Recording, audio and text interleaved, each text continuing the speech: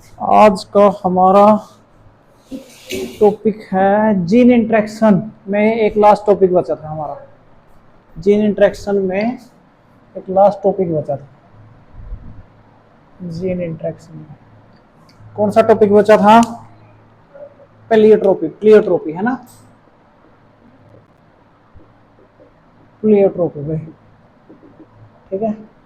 Pleiotropy में हम थोड़ा सा आपने एक मल्टीपल एलील पढ़ा था। मल्टीपल एलील में और प्लियोट्रोपी में क्या रिलेशनशिप है? एक तरीके से जो मल्टीपल एलील था उसमें क्या था? Many jeans control a single character, और यहां पर प्लियोट्रोपी में क्या है? ए सिंगल जीन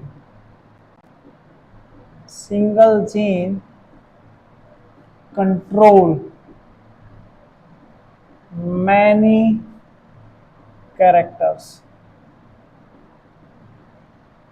समझ आई बात?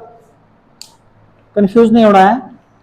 जैसे मल्टीपल एलील में पढ़ा था ना हमने ब्लड ग्रुप में, ठीक है ना, तो many jeans control a single character. Pleiotropy में हम इसका उल्टा कर देंगे और प्लियोट्रोपी में हम क्या बोलेंगे? Single gene control many characters. और इसको आप ये बोल सकते हैं a pleiotropic gene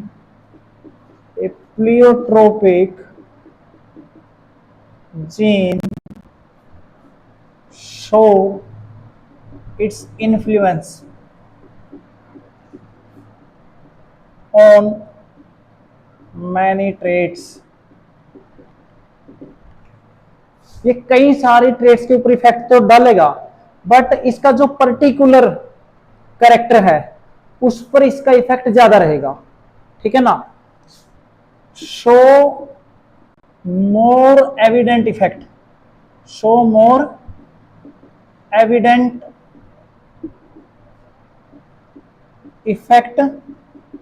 on its particular character character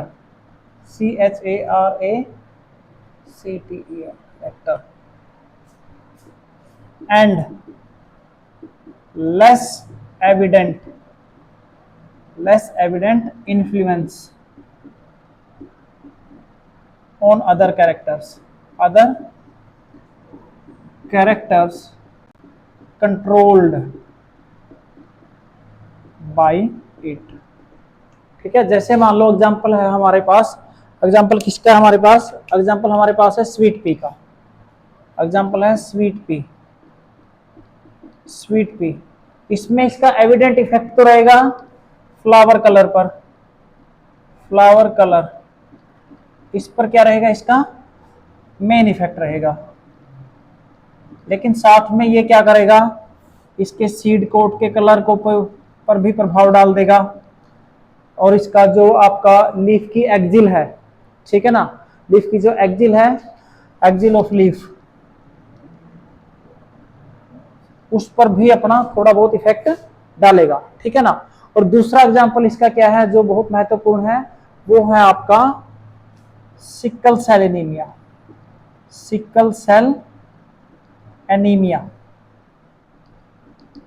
ठीक है। सिकल सेल एनीमिया इसका दूसरा एग्जांपल है। तो सिकल सेल एनीमिया को हम थोड़ा सा अच्छे तरीके से करने की कोशिश करते हैं। पेपर में यहां से हर तरीके के क्वेश्चन बनते हैं। सिकल सेल एनीमिया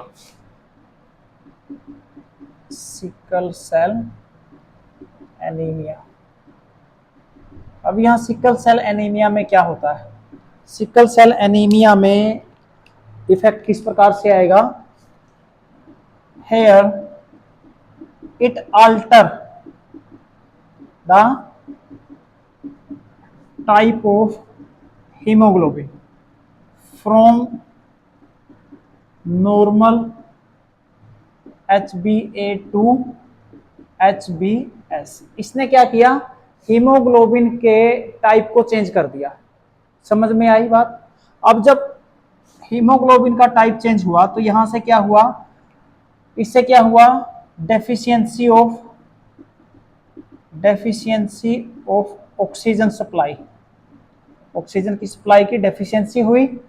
उससे क्या हुआ, effect on shape of RBC, RBC की शेप कैसी हो गई, लाइक सिकल। सिकल क्या होती है बेटा, सिकल एक तरीके से होती है दरांती, जो अपने खेतों में दराती होती है, ठीक है ना। तो अब क्या होगा कि इसका एचबीएस की जो शेप है वो चेंज होगी, ऑक्सीजन की डेफिशिएंसी होगी। उससे क्या होगा, जो हीमोग्लोबिन है HB get aggregated and makes stiff fibres, ठीक है। उससे क्या होगा, तो ये क्या करेंगे, ये आपका जो ब्लड का फ्लो है उसको डिस्टर्ब करेंगे, ठीक है ना। एंड एक्यूमुलेट और एग्रीगेट इन ब्लड वेसल्स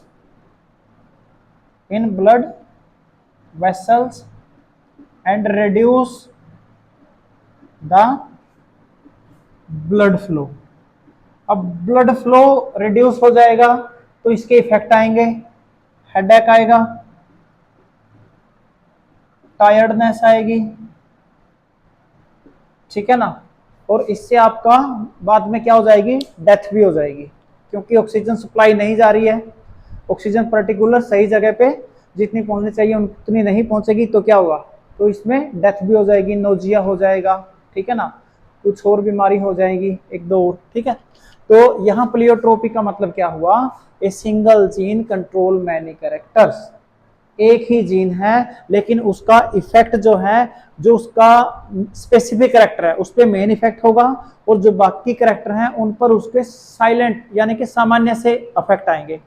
जैसे हमने दो एग्जांपल देखे, स्वीट पी का देखा, दूसरा हमने देखा सिकल सेल एनीमिया का। सिकल सेल एनीमिया में इसने एचबी की कंडीशंस को चेंज कर दी, एचबी ए नॉर्मल से एचबीएस कर दिया। जैसे ये हुआ तो डेफिशिएंसी ऑफ O2 स्टार्ट होगी, उससे इफेक्ट क्या आएगा कि भाई जो आरबीसी की शेप है वो चेंज हो जाएगी। जब आरबीसी की शेप चेंज हो जाएगी तो जाहिर सी बात है फिर क्लॉटिंग होगी, और फिर क्या हो जाएगा, एक तरीके से एग्रीगेशन होकर वो ब्लड वेसल्स को ब्लॉक करना शुरू करेंगे, ऑक्सीजन नहीं पहुंच रही है, तो उसके बाद क्या हो जाएगी, कुछ बीमारियां लग के आदमी की डेथ हो सकती है। समझ आई बात, प्लियोट्रोपिक जीन। यहाँ हमारा जीन इंटरेक्शन का टॉपिक पूरी तरीके से कंप्लीट हो जाता है। ओके, अब नेक्स्ट टॉपिक है भाई हमारा सेक्स डिटर्मिनेशन। क्या है, sex determination.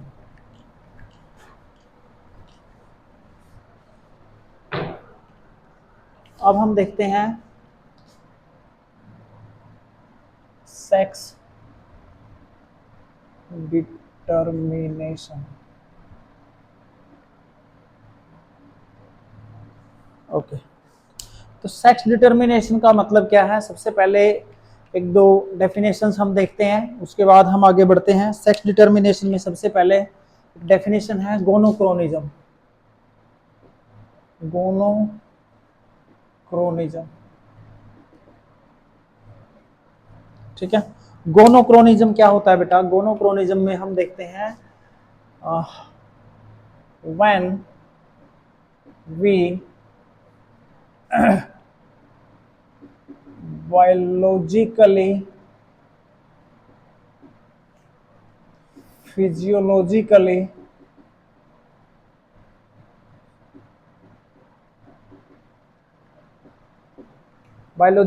physiologically, and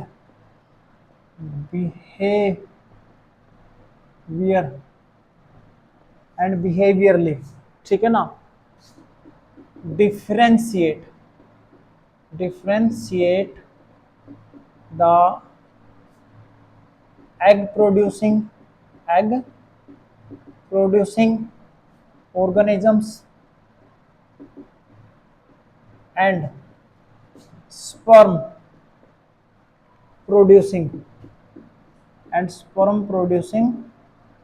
organisms। बड़ी सिंपल सी बात है कि बायोलॉजिकली, फिजियोलॉजिकली और बिहेवियरली हम क्या करते हैं, एग प्रोड्यूसिंग ऑर्गेनिजम्स को और आपका स्पर्म प्रोड्यूसिंग ऑर्गेनिज्म को डिफरेंशिएट करते हैं, तो उसको हम बोलते हैं गोनोक्रोनिज्म। इजी है, नाम खराब सा लग रहा है लेकिन आसान है ना। तो यहीं पे हम दो टर्म और याद करते हैं, समझते हैं, ये आपको आती भी अच्छी सी हैं, बहुत बार हो चुकी हैं, मोनोएशियस एंड डायोएशियस। बताओ भाई कौन बताएगा, मोनोएशियस में क्या होता है बेटा और डायोएशियस में क्या होता है? हाँ हाँ, मोनोएशियस के अंदर यूनिसेक्सुअल होंगे कि बाइसेक्सुअल? मोनोएशियस क्या है, बाइसेक्सुअल है। बाइसेक्सुअल और मोनोएशियस क्या होता है, both sexes in same organisms, और जो डायोसियस हैं वो यूनिसेक्सुअल हैं, यानी कि sexes are in separate organisms। ये है डायोसियस का मतलब दो अलग अलग में सेक्स हैं, और यहां मोनोएशियस में एक के अंदर ही दोनों पाए जा रहे हैं, ठीक है ना। तो मोनोएशियस बाइसेक्सुअल होते हैं, डायोसियस यूनिसेक्सुअल होते हैं। यूनिसेक्सुअल का मतलब है एक ऑर्गेनिज्म एक सेक्स, ठीक है, जैसे ह्यूमन बींग्स हैं, मेल अलग है फीमेल अलग है। यहाँ क्या है, मोनोएशियस जैसे अर्थवर्म है, ठीक है, मेल फीमेल दोनों एक में ही है। समझ आई बात? अब हम बात करते हैं कि on which behalf we can determine the sex of an organisms, ठीक है। तो ऑर्गेनिजम्स का सेक्स जो है वो किस प्रकार से डिटरमाइन किया जाता है, तो यहाँ हमारे पास अलग अलग थ्योरीज हैं। जैसे आपकी थ्योरी है क्रोमोजोमल बेसिस ऑफ थ्योरी। तो क्रोमोजोमल बेसिस में क्या है कि हमें बताया गया है there are two types of chromosomes, ठीक है ना भाई। क्रोमोजोमल थ्योरी, क्रोमोजोमल थ्योरी, इसमें क्या है, दो टाइप के आपके क्या है भाई, ऑर्गेनिजम्स हैं, दो टाइप के क्रोमोजोम्स हैं। पहला क्या है, जिसको बोलते हैं ऑटोजोम्स, ऑटोजोम्स, और दूसरा क्या है, एलोजोम्स, ठीक है ना। They determine the somatic characters and no role in sex determination.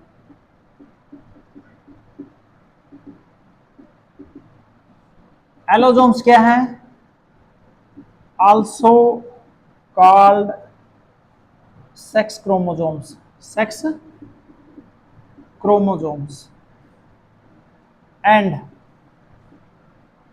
Determine the sex. हाँ भाई कौन है?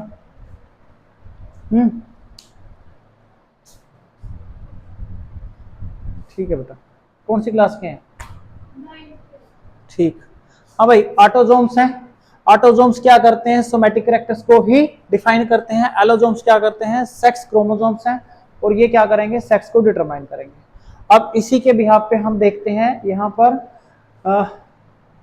मेल एंड फीमेल हेटेरोगैमेटी, ठीक है ना। अब हम देखते हैं सेक्स डिटरमिनेशन। लिख लिया, ये साफ कर दें, लिखो लिखो, फर्स्ट चलाए ग्रुप पेन, साफ साफ पक्की कॉपी में घर से लिखो, यहां तो ऐसे ही लिख दो।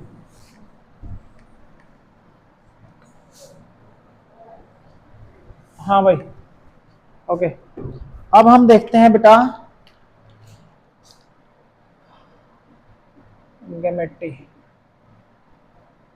ओके चलो सीधा लिखते हैं। सेक्स डिटर्मिनेशन भाई हम यहाँ दो तरीके से देखते हैं। एक होता है मेल हेटेरोगैमेटी, हेटेरोगैमेटी, और एक होता है फीमेल हेटेरोगैमेटी, फीमेल हेटेरोगैमेटी। अब यहाँ पर आप एक चीज समझो कि ये जो वर्ड है हेटेरोगैमेटी, इसका मतलब क्या है, इसका मतलब है different types of different types of gametes formation। अब जो सेक्स क्रोमोसोम्स हैं, जो सेक्स क्रोमोसोम है, जैसे यहां लिखा है मेल हेटेरोगैमेटी, इसका मतलब क्या है कि यहां पर हम जो एक्स क्रोमोसोम है उसको हमने मान लिया है कि जो फीमेल है उसमें दोनों एक्स हैं, तो इसका मतलब है ये होमोगैमेटिक है। ये क्या है? होमोगैमेटिक। लेकिन मेल कैसे हैं? एक्स और वाई है, डिफरेंट है, तो इसको बोलेंगे हेटेरोगैमेटिक। अब यहां पर ये मेल है और ये क्या है? फीमेल पेरेंट्स हैं, फीमेल पेरेंट्स हैं। अब इसके गैमीट बनाएंगे, क्या बनाएंगे बेटा? गैमीट। तो कैसे बनेगा? एक्स एक्स, एक्स और वाई, यही बनेगा। तो अब हम देखते हैं कि एक्स एक्स है, एक्स और वाई है, इसलिए इसको हम क्या करते हैं? पुनेट स्क्वायर द्वारा। ओके, ठीक है। अब यहाँ X X X X X Y, X और वाई, ठीक है। एक तो ये सेक्स डिटर्मिनेशन हो गया, कैसा हुआ? 2:2 या 1:1 हो गया। ये किसके अंदर हो रहा है? ये ह्यूमन बींग्स के अंदर हो रहा है, ठीक है। अब मान लो कि हमारे पास मेल हेटेरोगैमेटी है, लेकिन जैसे मान लो कि हमारे पास ग्रास होपर है, उसके अंदर वाई क्रोमोसोम क्या है? एब्सेंट है। वाई क्रोमोसोम क्या है? एब्सेंट है। तो उसके लिए हमने क्या लिखा? उसके लिए हमने यहां 0 लिख दिया। क्या लिख दिया? 0। तो यहां पर जब गैमीट फॉर्मेशन होगा तो गैमीट फॉर्मेशन कैसे होगा? इस प्रकार से होगा। और यहां पर हमने सेम पुनेट स्क्वायर जो बनाया उसके अकॉर्डिंग क्या है? उसके according x X X X x 0 x 0। ये किस में हो रहा है? ग्रास होपर में, ग्रास होपर। समझ आई बात? और यहां ह्यूमंस के अंदर ये क्या है? Mail heterogamety. ये क्या है? Mail heterogamety. यहां पर हमने देखा कि अगर मान लो यहां वाई क्रोमोसोम एब्सेंट है, ठीक है, तो उसकी जगह हमने 0 लिख दिया। अब फीमेल हेटेरोगैमेटी में हम क्या देखेंगे? फीमेल हेटेरोगैमेटी का मतलब है कि एक्स वाई और एक्स एक्स। अब ये तो बनेगा मेल और ये बनेगी फीमेल। क्यों? क्योंकि फीमेल के जो गैमीट फॉर्मेशन है वो डिफरेंट डिफरेंट आएंगे और जो मेल के आएंगे वो सेम सेम आएंगे। इस कंफ्यूजन से बचने के लिए, इस कंफ्यूजन से बचने के लिए हमने क्या किया? X is replaced, X is replaced by Z and Y is replaced by W. समझ में आई? तो यहां x और y है, x और y की जगह हमने क्या कर दिया? x और y की जगह हमने ले लिया z w और x x की जगह हमने क्या ले लिया? z और z। अब ये z w वाली क्या है? ये फीमेल है और ये क्या है? आपका मेल है। समझ आए z z और z w क्यों आया? ये सिर्फ इस कंफ्यूजन को, भाई बार बार हम, क्योंकि आज तक हम यही पढ़ते हैं एक्स एक्स फीमेल है, एक्स वाई मेल है।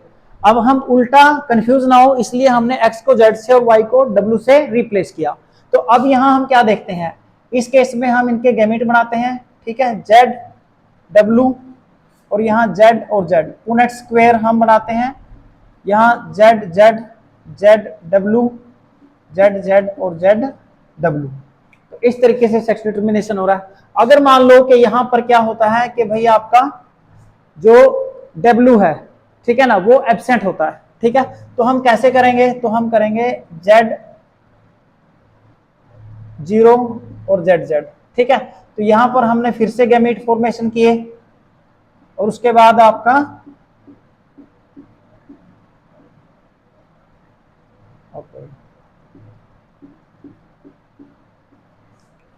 क्लियर है?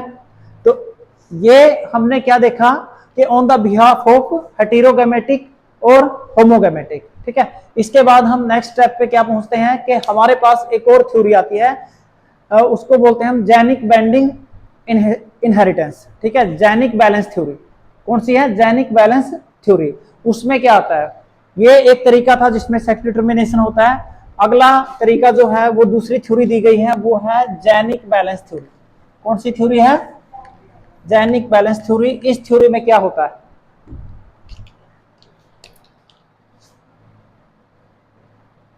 Genic balance theory. ध्यान से समझना बेटा इसको है।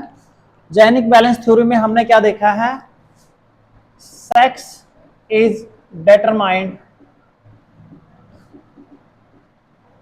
Bye the ratio of autosomes and allosomes. ठीक है, तो इसमें हम देखते हैं कि मान लो कि हमारे पास x बाई ए है, x बाई ए ये आपके क्या है, जो ऑटोजोम और सेक्स क्रोमोजोम का रेशियो है, मान लो वो कितना आया, 0.5 आया है। कितना आया, 0.5। तो ये मेल बनेगा। क्या बनेगा, मेल। अगर मान लो x बाई ए इसका रेशियो कितना है, 1 के बराबर है, तो ये फीमेल बनेगा। क्या बन रहा है, फीमेल। ठीक है, अगर मान लो जो रेशियो है x बाई ए का ग्रेटर देन 5 है, 5 से ज्यादा है, तो इसको बोलेंगे सुपर मेल, सुपर मेल। और अगर मान लो कि जो आपका रेशियो है x by A greater than 1 है, तो इसको बोलेंगे सुपर फीमेल, सुपर फीमेल। और अगर x बाई ए का जो रेशियो है वो 0.5 से लेके 0.7 तक आया है, तो इसको बोलेंगे गाइनेडोमोर्फ, गाइनेडोमोर्फ। ठीक है, तो अगर 0.5 आता है तो मेल, अगर 1 आता है तो फीमेल, अगर 5 से कम लिखना पड़ेगा, 5 से कम आता है तो सुपर मेल, अगर 1 से ज्यादा आ रहा है तो सुपर फीमेल, और अगर 5 और 7 के बीच में आ रहा है या 7 आ रहा है तो गाइनेडोमोर्फ है बेटा। सुपर फीमेल के लिए 1 से कितना भी हो सकता है, किसमें, 1 में तो फीमेल है, अगर 1 से ज्यादा है, ये अगर 0.5 के, ठीक है ना, पॉइंट है बेटा ये, अगर 0.5 है तो मेल है, अगर 0.5 से कम हो जाए तो सुपर। ठीक है ना, अगर 0.7 आ गया, 5, 0.5 और 1 के बीच में आ गया तो गाइनेडोमॉर्फ।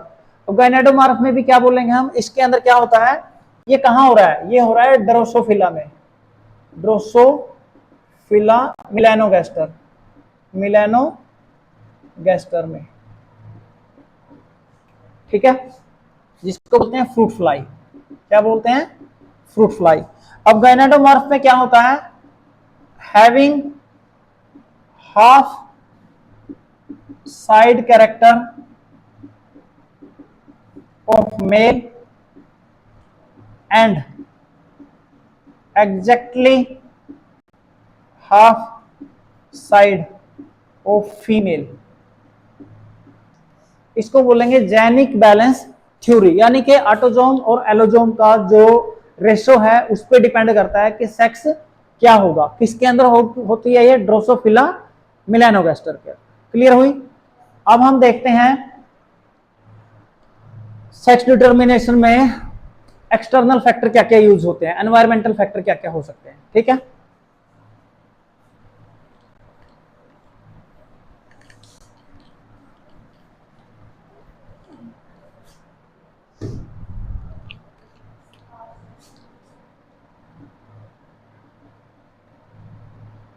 Environmental factors.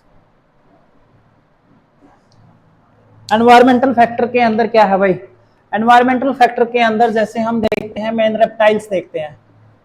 रेप्टाइल्स में हम क्या देखते हैं, जैसे लिजार्ड है, क्रोकोडाइल है, स्नेक्स है। ठीक है, पर्टिकुलर इनके अंदर आपने क्या किया, एग्स थे आपके पास, उनको क्या किया, hatching at high temperature, high temperature, तो ये मेल बनेंगे। ठीक है, अगर मान लो आपके पास एग्स हैं और उसके बाद हैचिंग एट लो टेम्परेचर, अगर लो टेम्परेचर है तो फीमेल बनेंगे। अगर मान लो आपके पास अलग ऑर्गेनिज्म है टर्टल, तो इसमें वाइस वर्सा हो जाएगा। वाइस वर्सा का मतलब क्या है, ऊपर वाली स्थिति से उलट हो जाएगा। ऊपर वाली स्थिति में क्या है, अगर हाई टेम्परेचर है, हाई टेम्परेचर पर अगर हैचिंग हो रही है तो ये मेल की जगह फीमेल बनेगा। क्या बनेगा बेटा, फीमेल। अगर लो टेम्परेचर है तो यहां आपकी फीमेल बन रही है तो यहां मेल बनेगा। ठीक है, तो कई और भी एग्जांपल्स हैं, जैसे कुछ फिशेज वगैरह हैं, अगर उनका लार्वा उनके साथ रहता है जब वो तैरती हैं तो वो मेल बन जाते हैं, बोनेलिया फिश। ठीक है, अगर उनसे अलग हो जाते हैं तो वो फीमेल बन जाती है। ठीक है ना। तो इसी प्रकार हम एक और इंटरेस्टिंग एग्जांपल लेते हैं हनी बी का। किसका लेते हैं, हनी बी का। ठीक है ना, हनी बी। हनी बी के अंदर क्या है, दो कंडीशंस हैं। जो एग्स हैं अगर वो अनफर्टिलाइज्ड हैं, अगर वो अनफर्टिलाइज्ड हैं, अगर वो अनफर्टिलाइज्ड हैं या वो फर्टिलाइज्ड हैं, अगर वो अनफर्टिलाइज्ड हैं तो वो क्या बनेंगे, सिंगल एन है। तो सिंगल एन है तो वो क्या बनते हैं, यहां पर वो बनते हैं ड्रोन्स। क्या बनते हैं, ड्रोन्स। बस 2 मिनट में बेटा। तो वो क्या बनते हैं, ड्रोन्स। अगर फर्टिलाइज्ड है तो यहां पर दो कंडीशंस रहेंगी। पहली स्थिति क्या है, if they feed on royal jelly. Royal jelly क्या होता है, एक फीड होता है।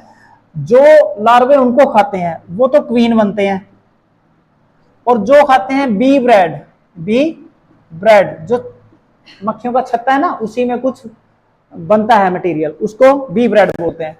वो क्या बनेंगे, वो स्ट्राइल बनेंगे। वो क्या बनेंगे, स्ट्राइल फीमेल्स बनेंगी।